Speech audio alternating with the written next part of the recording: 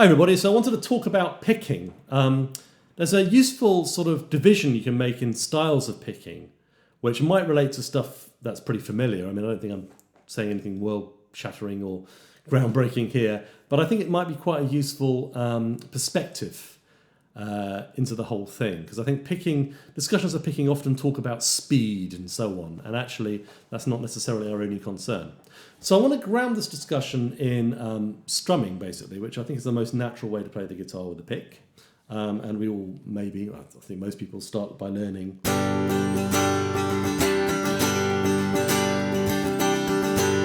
acoustic style strumming patterns like that, where we're going down on the beats and then coming up. I mean, well, in this case, probably more eighth notes, but where our arm movements have some connection to the meter, to the pulse. Okay? And then, a more sophisticated variant of that might be styles where we use the left hand muting, for instance, like soul funk guitar.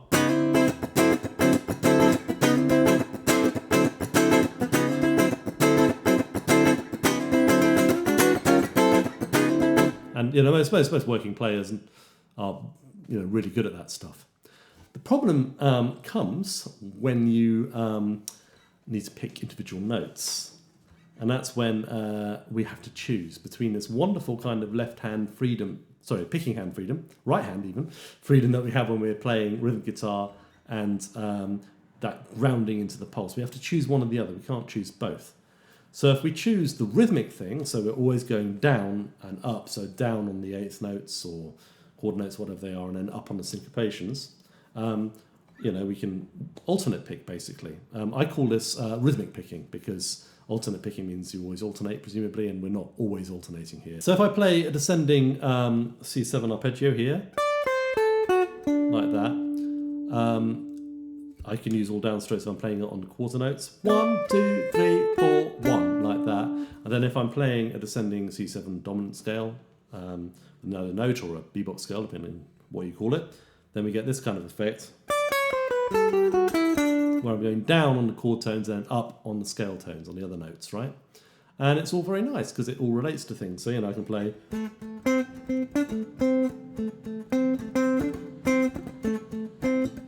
But the problems, as you can see, the problems come, as anybody would tell you who does a lot of alternate picking, that you have the trouble of getting across the strings, right?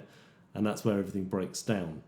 So you have to spend a lot of time mechanically working out good ways to be able to play all these different combinations. Depending on how you use the pick, they might be easier or more complicated. I'm not really going to talk about strategies for doing that. I think Troy Grady's work into the subject is worth looking at if that interests you. But I'm just going to park that there. I think, while not every alternate picking guitar player has fantastic time, it does seem to ground people with a really nice pocket when they do have good time. People like Mike Stern and Pat Martino.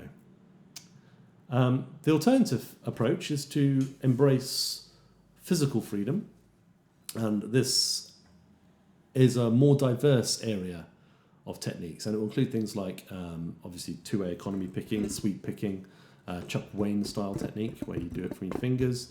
I would also include things like rest stroke picking, or sometimes called gypsy jazz picking, and Benson picking, and Wes Montgomery's thumb technique, all of which include some aspect of this sort of movement.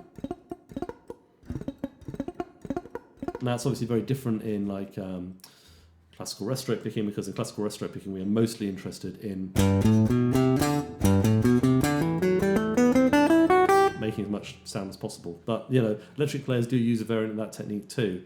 And the problem is that you can see that although we have a lovely freedom, especially when we use the rest strokes, it feels really good. We can use a whole arm weight and everything. The problem is that we kind of reverse the beat around. So 1 and 2, 1 and 2 and 3 and 4, and we end up on a upstroke on the beat, which is decoupling that sense of that, which is the other option we can take.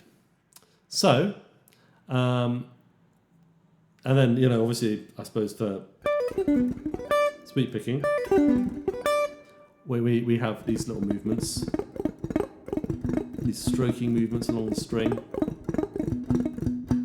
and these are easy to make, but not easy to get even and not easy to play in time.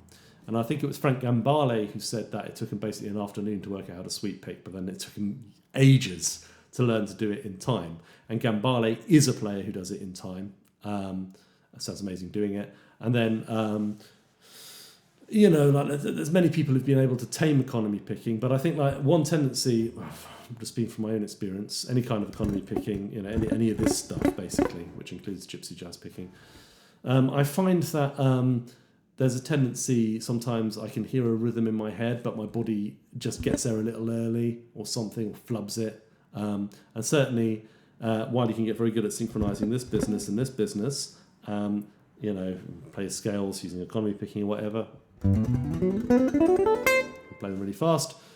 The problem becomes that you might forget to synchronize them to the beat, and alternate picking perhaps has that more built in.